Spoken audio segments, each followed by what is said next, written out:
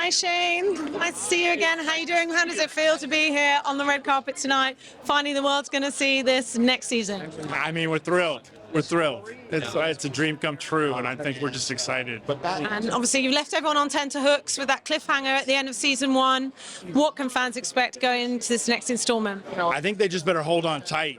I mean, season 1 set it up, and now seeing Juliet walk over that hill, it's chaos. It's chaos. It throws the whole Silos world into just incredible. We don't know what's true, and just hold on tight. And in terms of your character specifically, I mean, obviously he's had to kind of split loyalties. He's had to make some tough decisions. Where do we find him, and what's his arc in this next season? I think Knox is pretty heartbroken about what happened at the end of season 1, and he's torn because he feels obligated to take care of the well-being of all of Mechanical, right? So a lot of that conflict is manifest in this journey that he goes on in season 2, and by the end, I think he's a different guy. He's a different guy, and he finds out he has to dig deep and find out what it means to be a leader. And Rebecca Ferguson, I mean, obviously we're taken through this world mainly through her eyes as Juliet. What really makes her stand out as a performer, and of course the fact that she's on as executive producer,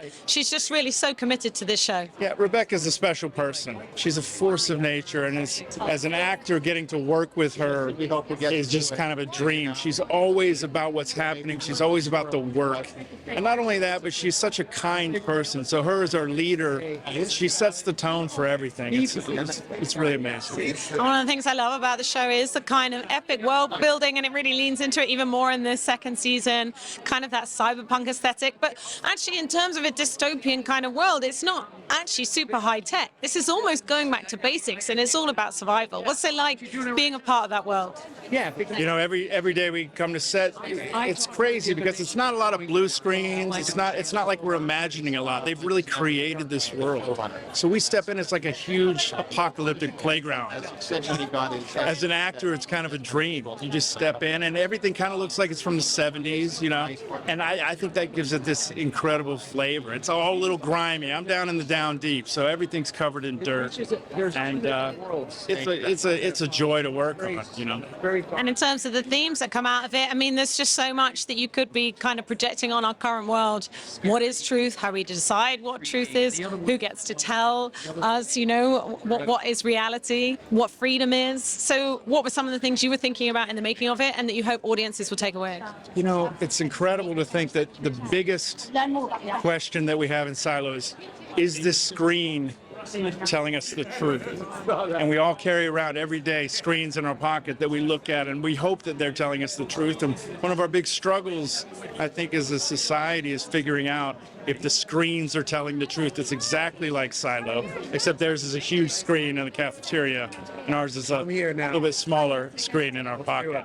And do you think that's why we do come back to this kind of genre, to these dystopian kind of worlds? Because maybe it helps us think through some of these issues, but it's one step removed, isn't it, from something that's like a documentary or something that's too close to our real world? Right. I think there's a temptation with sci-fi to think of it as fantasy, when it's actually an alternative reality that we could go to. I think that's terrifying, but I also think it gives us the opportunity to hopefully learn from some things that are a possibility.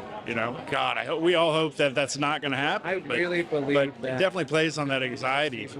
And have you had a favorite moment on set for filming this season, or a favorite episode when you watch it back now? I'll say episode 10 is going to blow people's minds. It's going to blow people's minds.